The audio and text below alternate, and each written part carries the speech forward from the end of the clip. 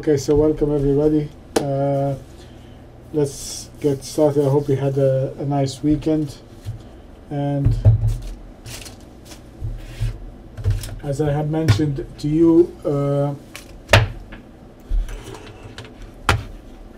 we're flying today and tomorrow to Cairo to attend the trend show. So I should be there for about a week or so. Tomorrow I won't be able to do the mentoring room in the morning, so please Khalid and Simon, just open the room as usual. But as of Tuesday, because of the time difference, I will be able to do to get into the room every morning, and I will be doing the London session and so on until the next week. The one thing I'm not sure of is next week trade planning session. I might be able to do it on Friday as a recording and upload it, but I will let you know. I'm just trying to find my plane schedules and stuff like that. Okay, so with that said, let's get rolling. We had pretty much from last week, the things are pretty much the same. We do have the bona fide trend in the Japanese yen as of November 15th, and everybody in the room and most of us that are with us are already short, and we're holding this position as a long-term position. Also, as you can see, the euro has been long, and we will be able to look at that. The pound is short. It broke in as of the 18th of January, and the Swiss franc also has broken short as of the 15th, and the dollar is flat, or technically in a sideways market because of the events that's going on. The same thing with the Australian, but the CAD is the newbie. The Canadian is the new one on the block, and we're going to look at those trades together. So let's start with the dollar, because this is our primary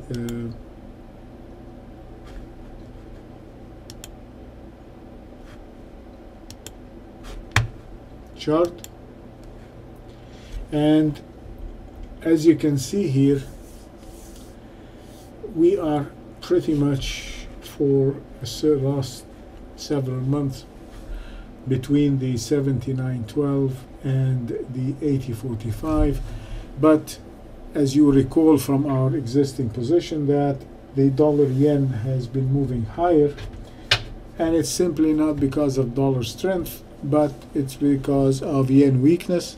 We also have seen the euro moving higher, so with that we're not really getting any vibes. If you look at the weekly chart, you could see that it's pretty much, it could be an NR7 or an NR4. It's just giving us very narrow ranges, and it's a pretty tight congestion for the US dollar. Technically, we are still in our bear market. The structural point, if it's going to give us a trend change, is above the 81.50 level. We are now at 79.82, and as you can see on the daily chart, this would show you how neutral the dollar is.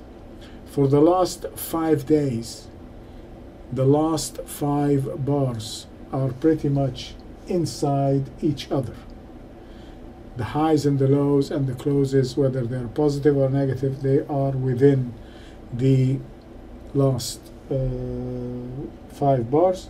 And what we need is a definitive break, one direction or the other, before we can decide, okay, now we have a break to the upside, or now we have a break to the downside, and this is the way we're going to take it. So as it stands now, we are in a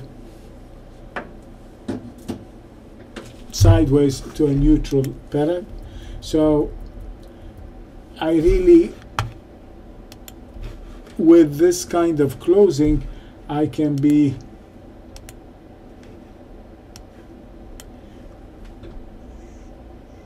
neutral to the dollar, but this one here I had a positive bias, so we're going to maintain the positive bias as with regards to the yen and regards to the pound, but it is still, we're very neutral to the US dollar. Okay, the next one we're going to look at, which is quite clear for us, and it's not going to require much work, which is the Japanese yen. And as you can see, last week we had a gift on the Japanese yen. This was after the Minister of Finance spoke and declared that he feels that the slide is too fast with regards to the Japanese yen, and he was kind of concerned, and that gave us this 3 days off, and then the market completely disregarded the guy and it started trading lower, and it took out the 112, and now it traded all the way down to the next structural level, which is the 10992, and we have closed the week at 10993, so that is pretty much as good as it gets. You just want to be shorting it, and as I said, when you take that short, you have the wind at your back, and the next place we're going to even begin to consider doing anything with the Japanese yen is at the 106.56 level. Okay, so we will maintain the negativity on the Japanese yen. The next one we're going to look at is the euro dollar, and this is what we were looking at. This is what we were discussing. This was our NR47. This is what Khalid, you have explained to Andrew in the session, that we are sitting below the congestion zone, and we stayed there. Now it is going to break above in the direction of what has preceded it, and we did break very nicely to the upside. So we do have right now technically a trend change to the upside in the euro, and I just want to make sure that where is the 103 came from?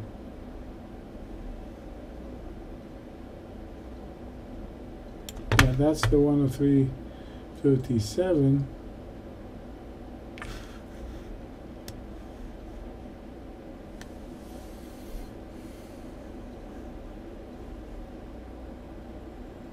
Since this market has respected it for the last 2 weeks, so we are also going to respect it, and that probably is going to be the next area of decision, which is around the 135.39.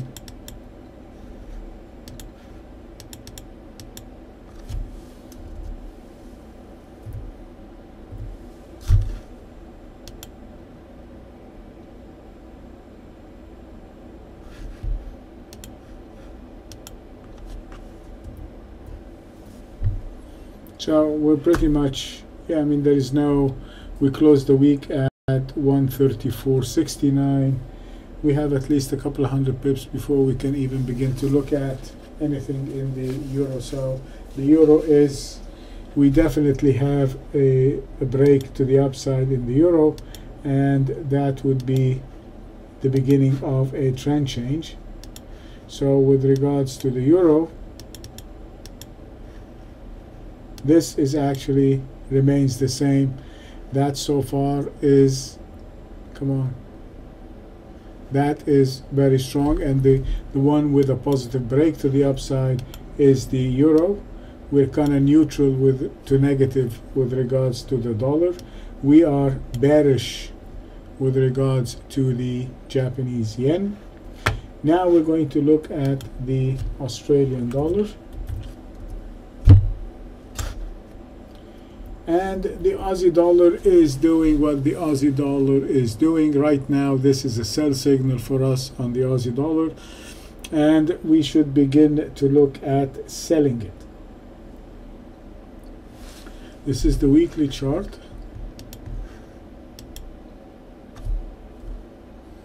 We broke below one structural point. This is the second one.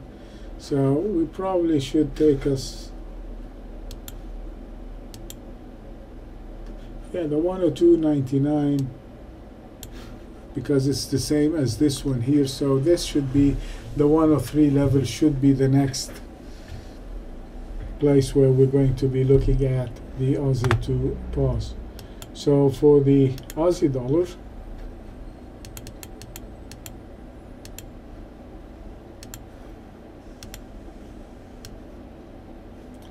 now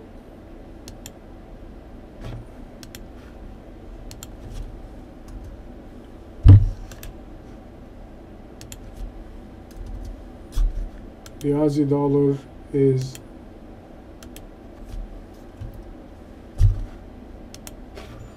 going to be negative. So we're negative on the Aussie US dollar. Okay. The next one we're going to look at is the Canadian, because we already have a sell signal on the CAD. And if you look at this, this is the weekly chart. I'm going to see if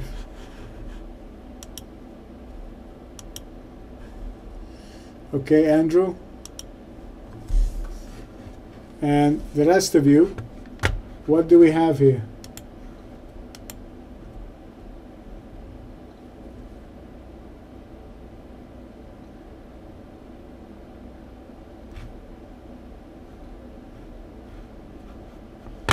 We are pretty much below the 99.15, and yes, that would be a structural failure to the downside. We do have a trend change in the CAD to the downside. We're right below that. If you look at the weekly chart, it's actually much more clearer, and we have to be looking at shorting it. This low is 99.16. We actually did close below that, so we're looking for the CAD to continue to the downside, and our buying in with regards to the CAD is going to be slightly neutral. I mean, we just want to short the CAD, so that's about it. So the CAD is short, and it has confirmed what we had from the long-term system.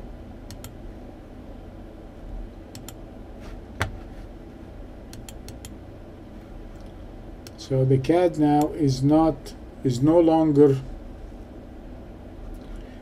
neutral or whatever, it now becomes negative.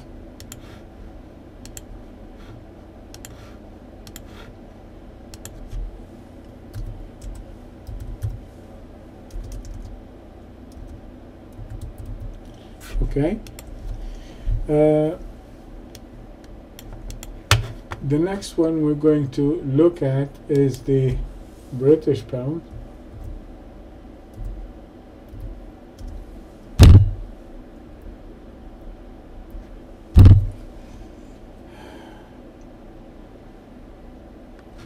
This is the weekly chart. This high is 163. This high is 163.14.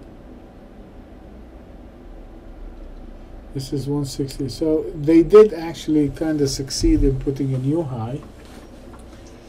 So on that,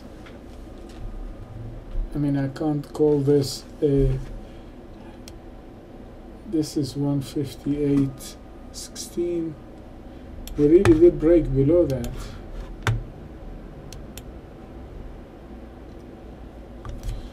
So yeah, it's definitely, again, we're starting the new leg down, so we are also negative on the British pound. Let's look at the daily chart for the British pound just to be sure.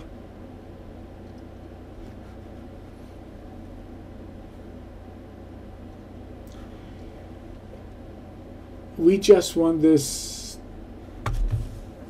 This is actually good, because for 4 days we're below the 115.17. We have not turned around, so this is okay, and it should lead to a further decline, and our buying in the pound will become easy if we do come and trade above the 115.17. Maybe we can begin some short covering in the British pound, but again, we're negative on the pound. But all this uniformity is giving me a little bit of caution. It's giving me a little bit of concern, and I will explain it in a second. Then let's look at the Swiss, and it's pretty much not that bad.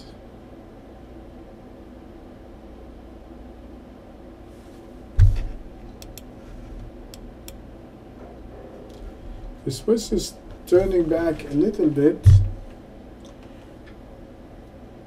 probably because it's close connection to the euro, so maybe that is putting some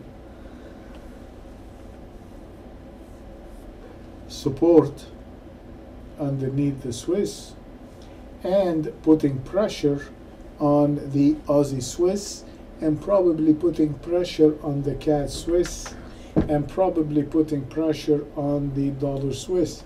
So when the euro is pushing higher, it is pulling with it the Swiss just to maintain the slight connectivity or the slight connection, and in that it is bringing pressure on the dollar, it seems, and on the pound, the CAD, and the Aussie, and of course the yen. Okay, so we are neutral to positive on the Swiss. Now, what is the concern that I have? Well, the concern that I have is this.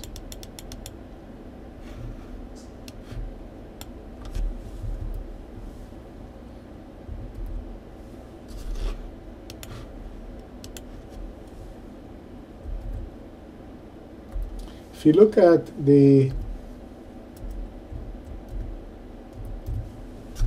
what we have set up here, we have only one strong currency. The rest of them are kind of weak or short, and it looks like an easy week. It looks like an easy trade, and in essence it's too easy. Okay, in essence it's too easy. When you look at the chart and then you have the trades, just again, you're not going to fight the tape. But if it's too easy, it's too easy. I mean, that's all what I can say, and we have to be aware of it, and so we have to be careful. Definitely we trade what we see, and we're looking for it to come down, but when you have something, such a lump-sided market like this, with only one strong currency and everything else is weak, we are going to trade it as this, and we are going to be very cognizant and be very careful and be very aware of the reversals, or if anything will turn around and change. Okay, so in doing so, we're going to be looking at buying the euro dollar, buying the euro yen, buying the euro Aussie, the euro CAD, the euro pound, and we're going to leave the euro Swiss. We're not going to waste our time. If you want to take the euro Swiss also, you can. Second, we are going to look at the Swiss yen, or let's take The second, we're not going to waste our time, so we're going to take the yen pair, because these are the two. This is a bona fide uptrend for the euro. This is a bona fide downtrend for the yen. So we're going to take the dollar yen, the yen Swiss yen, the Aussie yen, the CAD yen, and the pound yen. Okay? So that's the plan.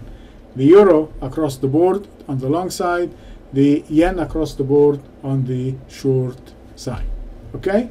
That's it. So let me save the recording and